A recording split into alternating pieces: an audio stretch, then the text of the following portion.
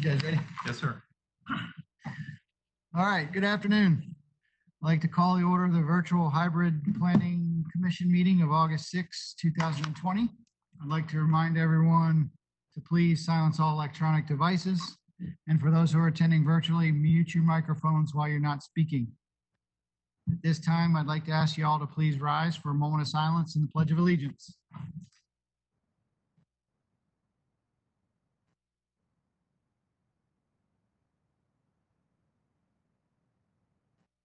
I pledge allegiance to the flag of the United States of America and to the republic for which it stands, one nation, under God, indivisible, with liberty and justice for all.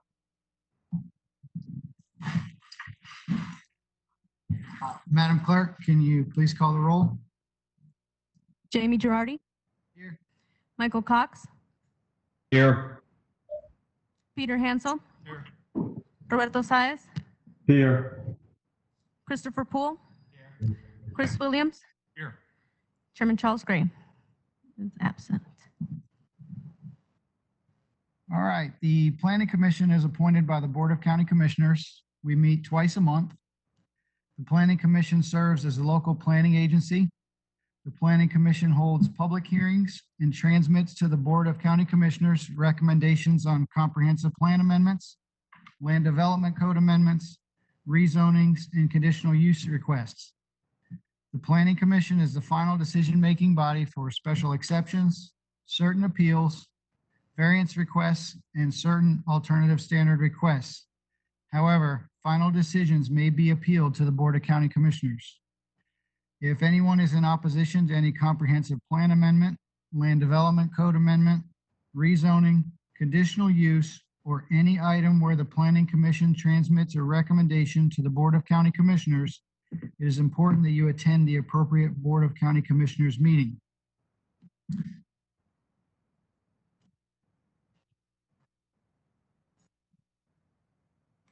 Turn it what? It is. It is on. It is It's closer.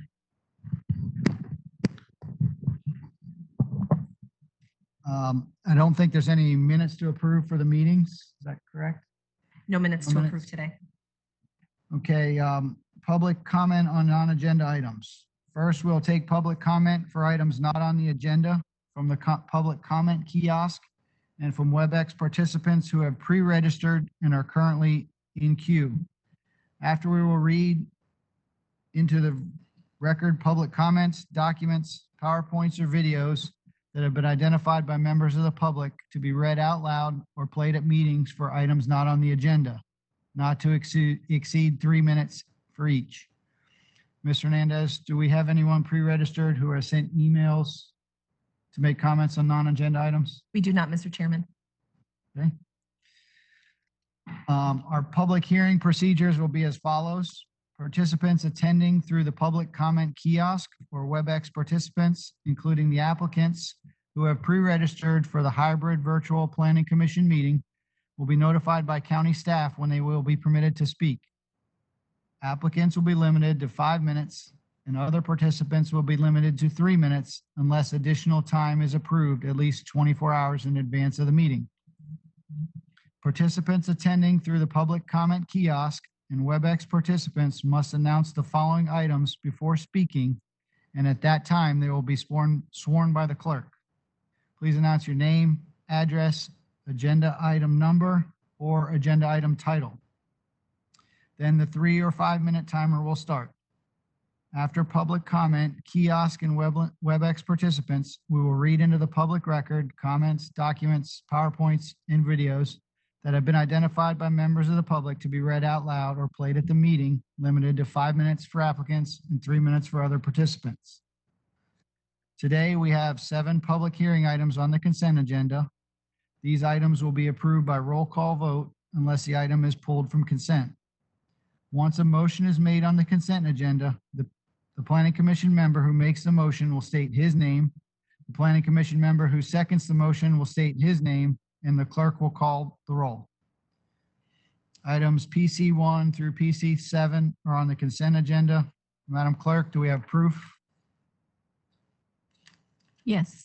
The items were advertised in the Tampa Bay Times on July 29 or by affidavit of as certified mailouts and posting at the site. Okay, Denise, do you want to go through the items? Absolutely. Denise Hernandez, Planning and Development. Item PC1 is PDD 20 CU 34. It's a conditional use in the name of Wiregrass SPE LLC for the sale of alcoholic beverages, beer, wine, and liquor, package sales, and on-premises consumption in conjunction with the operation of a shopping center in a master plan unit development district. Comes to you with a recommendation of approval with conditions as contained in your packet. Is the applicant virtually in attendance?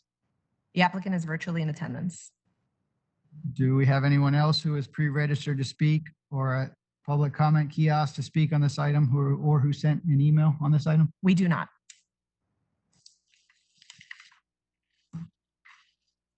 May I go on to the next item? Yep, next item. Item PC2 is PDD 27490. It's a zoning amendment in the name of Renee Diane Wertheimer.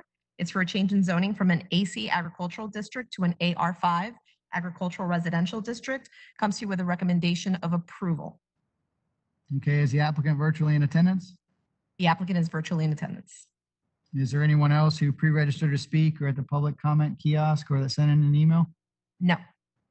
Okay, next item.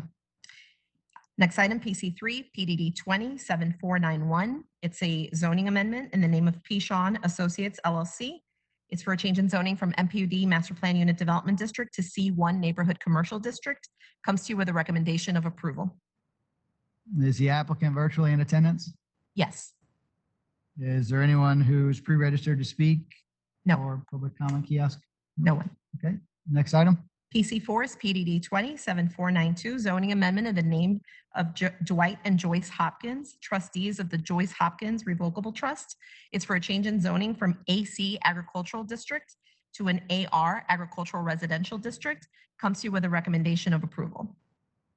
Okay, is the applicant virtually in attendance? Yes. Do we have anyone else who pre-registered to speak? No. Next item. Following item, PC5, PDD 207493. Please hold on one second. I just had a question. Sure.